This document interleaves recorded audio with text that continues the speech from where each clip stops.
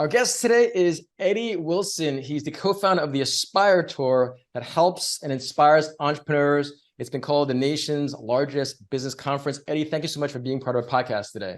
Yeah, thanks, Christopher. I appreciate the opportunity to be on. So I'm going to dive right in. Many of you know I'm a speaker. I travel the world, but what I don't know if you realize how much time, attention, and resource it requires to create events. And so I've heard about Eddie's Aspire Tour from a good friend of mine named Tim Story, who's a phenomenal speaker. He's worked with Oprah Winfrey and all these various celebrities. But first, tell us your backstory, Eddie. I know you're a business guy, but I want us to really understand, yes, you have this phenomenal Aspire Tour, but let's rewind it a little bit and let's talk about Eddie as a 5-year-old kid or a 10-year-old kid and what dreams you had, because the goal of this podcast is to inspire other people to be like you. Sure. Yeah. So I grew up in the home of an entrepreneur, actually 2 entrepreneurs. My dad was an entrepreneur. My mother was an entrepreneur. I had grandparents that actually had means. My father refused to take anything from them. He wanted to build it himself. So I grew up with very humble beginnings, very poor in the beginning, while learning the financial acumen of a grandfather who had wealth. So I feel like I'm extremely blessed because I watched my father take massive risks. I watched it pay off for them. You know, my father has very successful businesses today. And so that really put inside of me this ability to kind of avoid fear-based thinking. I used to think like I take so many risks because I watched my father, who took massive risk and watched it pay off for him, all while having the financial acumen of someone who actually had means. So that was who I was growing up. And that really was what instilled inside of me this desire to build, grow, scale businesses. And what was the first business you got involved with? I had an advertising agency. I was managing television and radio stations and decided that I could make more money by really helping and servicing clients. And so the first ad agency I had, I exited when I was 24 years old. So that was my first business and my first exit. Now, you talked about this fear-based mentality, right? Because let's say someone doesn't have a grandfather or even a father that wants to hustle, but they have that dream, that desire. You see it all on internet, all on Instagram. What did you do during those times that, even though I know you had an example in your father, but when those times that were tough, what would you encourage people to not have as much fear, perhaps? So what are some things you might have done? Yeah, I mean, you've heard it said that there's really 2 great emotions in the human, and that is fear and love. And you have to constantly realize that fear is running from something and love is running towards something. And at the end of fear is always regret. At the end of love is always passion and desire and fulfillment. And at the end, if you start getting into this fear-based thinking, you're avoiding something. You're scared of loss. You're fearing the unknown. Love or passion or desire is actually pushing towards something that isn't unknown, but with the pursuit of something greater or better. And so I go through a daily activity where I try to determine are my actions fear-based or are they love-based? And I learned that from a great example, my father, because my father wanted to produce something better for his family. And I watched him, and at the worst of times, when we had nothing, I saw a father who still spent time with me. So in my mind, I think the greatest liability I have today is I lose everything and I still get to spend great time with my children. And, really what's the harm in that? And so watching my father go for broke, consistently, really took that fear and anxiety out of me. So I think I do have an advantage, but then it's a constant focus on what am I trying to achieve? Like, what am I trying to create in this world versus what am I trying to avoid? So let's talk about this next iteration of your life, right? You've built these very successful businesses starting in your 20s. Now you have this Aspire Tour, So when you're thinking of an idea, because I really want these podcasts to just be a dissection of a great mind like yourself. So when someone listens to it, it hears it like, oh, I can be like Eddie because he said these things, right? So for you, let's literally, when was the first concept of this Aspire Tour? And then when you're bringing these people together, it's one thing for you to believe it, but how do you get your team to empower them to believe it? So again, what was that first idea for you to even create this tour? I need to step back a little bit because it was really a journey. In my 20s, it was more about what I could create and the value that I created in the world.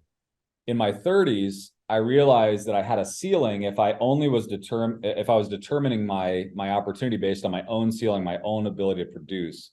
And I realized that the ability to put others around me, to suppress ego, was the chance to grow beyond where I was. So in my 30s, I began to build businesses and really began to support the CEOs and leaders of the businesses that I would create.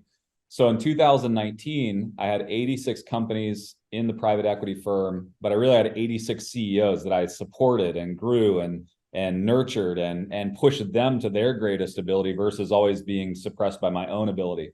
And then I sold those companies. I sold 76 companies in 2019 for 1.27 billion.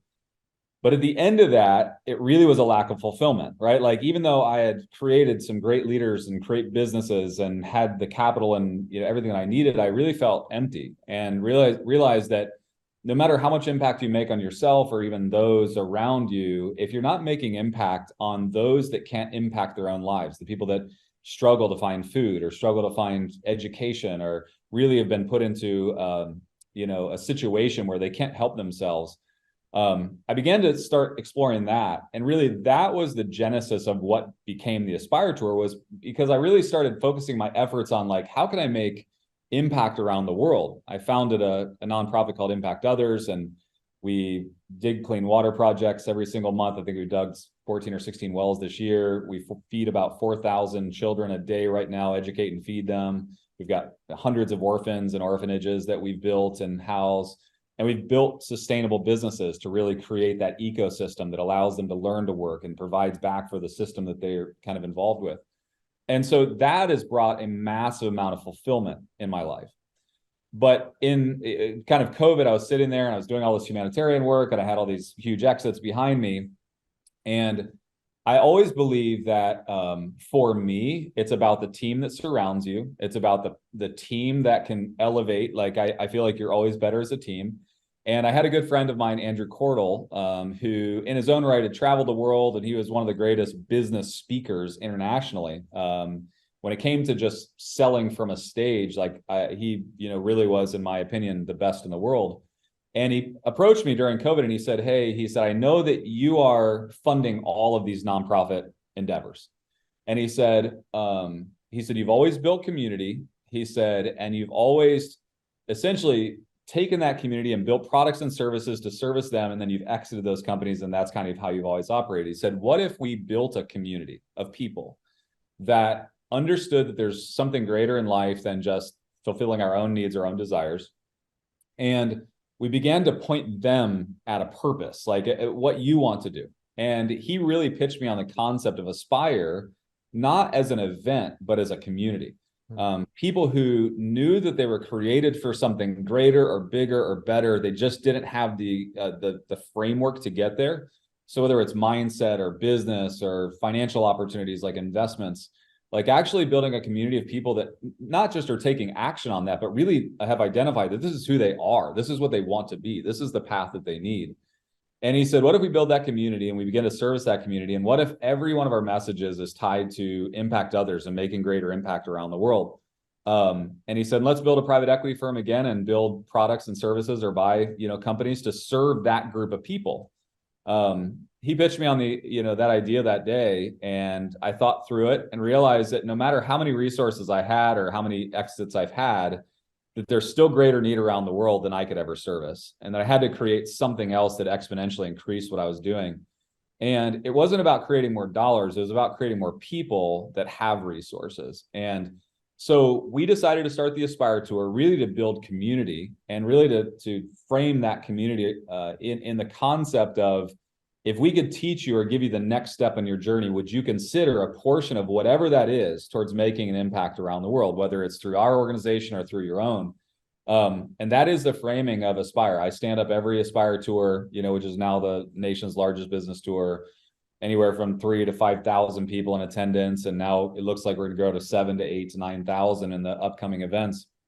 And I start every morning with, if we give you a tip today, if we give you some step towards whatever you're searching for in your journey, and it gives you the next level of success, will you take a percentage of that success and make impact on someone else? Here's some vehicles that we have, but we also would encourage you to create your own vehicles.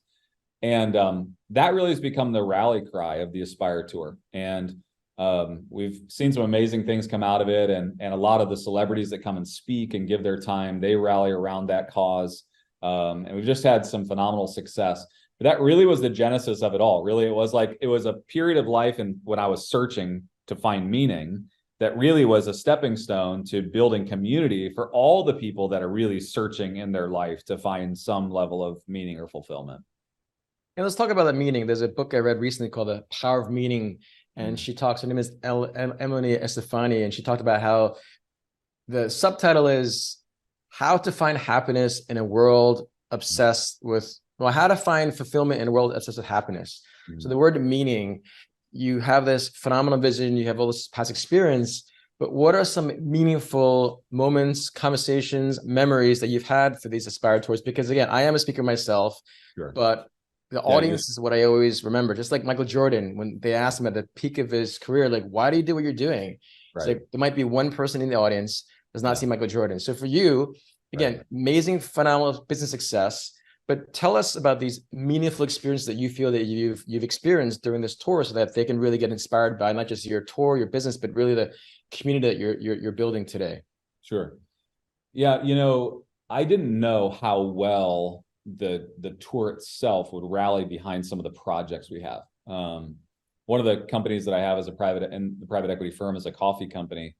And we've really been building sustainable businesses around the world. And I had a group reach out of Ecuador, Quito, Ecuador, and say, hey, you have a coffee company. You've been sourcing coffee out of Ecuador. Would you ever consider building a coffee shop, cafe, roastery, but not for the purpose of revenue or profit, but for the purpose of helping us with girls that need an opportunity because they've been rescued from sex trafficking? An entire group, an organization that really was just looking for some way to give those girls purpose and a future. And we used our very first Aspire tour in Dallas, Texas, to basically put out there this idea of like, hey, I'm going to seed it. I'll put 20, 30,000, whatever we put towards that project. We need to raise $30,000 or $40,000, but more than that, I have a person that's willing to go and run it. I have a group of people that are passionate about it. We found an opportunity there. There's girls down there that need help. Would anybody be interested in? We raised that money before the end of that day, and we, within 30 days, went and built that coffee shop, cafe, roastery. It's up and running today. There's 14, 15 girls at all times, like in there working and just finding, something meaningful to do, that have all been rescued from horrific situations. And that is one of 12 things that have happened just like that. We built a chicken farm in Guyana. We built a sewing center in Mexico. We built a water buffalo farm in India. It's snowballing because people realize, they are blessed. And on this journey, it's not just about what I'm creating for myself, but it's also what I'm creating for others. And when you get that mindset in the room and that group of people that are rallying behind that, I don't know what the limitation is on what you can do. That's great. So do you feel that this current chapter in your life is beginning to fulfill you more so in the past in terms of just building and scaling businesses? There was fulfillment in that fact that I took the scaling and exiting of businesses and I turned it into what we have today. And I was getting fulfilled. I was getting fulfillment from that. That fulfillment has exponentially grown because of the Aspire Tour, because now it's not just about me, the staff of it, Impact Others, the people that are going out and building all of these things. It's now about this group of people, 20, 30, 40,000 people that have been, sat inside of one of our events this year. That now are really excited and holding us accountable, and what's next and what's the potential and whose life did we help, and share some stories. And it's really been a roller coaster where I really felt like I was hitting massive peaks of fulfillment in my life, but it was like the Aspire Tour and all that we're doing at Collective Influence and all the communities we're building. The fact that there's thousands of people getting behind that cause has actually driven that level of fulfillment to a level that I didn't know that I would ever experience. Now, I'm really inspired by what you're doing, Eddie. I have spoken for 20 plus years, been in the whole self-help space, post-development, maybe about 8 years. And frankly, in the early stages, I would just look at all these people. It just seemed very disingenuous. Selling something is great, right? But it's how you sell it. Now, for you, usually when I see these events, it's like one-off, but you're like massive. It's like a full court press. I'm just very curious, your vision in creating this movement and community, because it doesn't seem like it's one event. Is it once a month? Is it going to be just in the US? Just share with us this vision, because I love what you're doing from the meeting standpoint, but I also want our guests and our community to understand, well, what are the next steps that you're having? Because it seems like you're really pushing this much larger than just the US. Yeah, for sure. We started off in Dallas with one event, and Andrew and I, we decided, like, let's try it, see how it goes. Let's see if we can actually put people that have the same ethos in the room that we do. And they showed up. I think 2,000 people showed up at our very first event. We decided to begin to do it monthly. So now we've done it nearly every month. I think we took the month of June off, but big cities every single month. In 2024, we have 14 events lined up, and we're taking 4 of those events and calling them the Aspire Arenas, where we're taking it up to 7 to 10,000, putting deposit down on Madison Square Garden for the end of next year. We're going big. And I believe that our peak year won't even be this year. I believe the peak year will be year 3. Just like most of the businesses I build, year 3 is always your peak year. And I really think the event itself and the community we're building will peak that year as well. But that's the year I believe will go international. And so I've owned companies in China. I've owned companies in Western Europe. And I'd love to go to Asia and Western Europe with this concept. Maybe South America. We've looked at a lot of sites in South America. But I believe that the message and then the desire and the meaning is all universal. I don't think it's specific to just a US concept. I think the world is desiring what the Aspire Tour is all about. And the celebrities and the speakers that have gotten behind this has been amazing. I mean, Kevin Hart and Alex Rodriguez and Magic Johnson and Marcus Lemonis and Kevin O'Leary. It's like, it's Mark Wahlberg, like huge celebrities that are like jumping in and saying, yes, we resonate, we'll gladly speak, we'll help draw people to this community. And so I can only see Andrew, my business partner, is really like the crazy visionary. Like he sees 10 years down the road. Like I'm more of an operator. I can see it, but I really need to make everything happen in the middle. And so for me, I'm very much focused on the execution of 2024, making sure that we keep intact everything that we believed that we would create and Aspire, and everything that we have achieved so far, while growing 2, 3, 4x. I want the same feeling that when we hit Madison Square Garden, there's 10 to 13,000 people there as the very first day one of 2000 in Dallas, Texas. It's amazing. Eddie, one last question. So again, it's called the Aspire Tour. So if there is a person, now the thing is about this whole online world, I was reading about how boys and men, they're the most single people in all generations. Like there's all this things that are going on, right? But when it's all said and done, when a group feels marginalized, whether women, minorities, men, women, whatever it might be, they just don't feel like they're heard. Right. And your tour called Aspire, I'm just wondering if there's a young girl or boy in the audience, let's say they're 12 years old and that very turning point of life. What do you hope they get away? What feeling do you hope they get away from them when they go to, because I get the whole celebrity thing, but really, what's that one message that you really hope that young boy or girl sitting in the audience at Madison Square Garden and looks up at you or the people there and they come away with, what feeling do you want them to have? Yeah. It's been an interesting journey because we put the celebrities up on stage and they really are the ones that sell the tickets. It's like, oh, Mark Wahlberg's here, Kevin Hart, like I'm going to buy a ticket and go check it out. What Andrew, myself, and now our new partner, Dan Fleischman, have done is we've actually made ourselves very much available on stage. I don't desire to speak, but I speak every single time. And we've began to put people like yourself and others on stage where, someone may not be able to become Alex Rodriguez and be a World Series, baseball player. But they can become an Eddie Wilson, they can become an Andrew Cordell or Dan Fleischman. And I think they realize that like there's this in between of like celebrity status and then people that are legitimately like doing what we say we do every single day. And it is achievable, that it becomes this bridge. It's become very interesting because I never really expected that, there would be this massive following that follows Andrew or myself or even Dan now. But the amount of people that are inspired by just this person that's doing life and trying to achieve, my greatest self, that they find this like resonance with. And it's funny because like I've had hundreds of people say, I don't know if I'll ever become Magic Johnson or Alex Rodriguez, but I do think I could become you. And so you know, which to me is super gratifying because they can, right? Like, you know, as I stand on stage, I feel very just deep gratitude that I even have the chance to be there and have some influence. And they can be me. They could be 10 times greater than me. And so I love that aspect of it, is like this hand reaching back. So the 12-year-old, 13-year-old that's sitting there, I hope that they see that there's all these people we're putting on stage, whether it's minorities or women or, you know, whatever it is, people of all walks of life, people like your friend Tim's story, amazing. You know, it's like that there is someone that all these people have the same mindset, the same desire, they're going in the same direction. And there's one person that they can find to align with and go, you know what?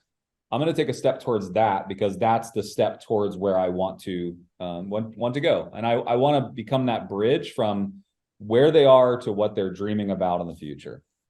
It's awesome, Eddie. That's a perfect way to end this interview. Thank you so much. Really, the ones that are listening, taking that one step forward to aspire to what you want to be. Eddie, you're a great example of that. Thank you so much for your time. Thanks, Christopher.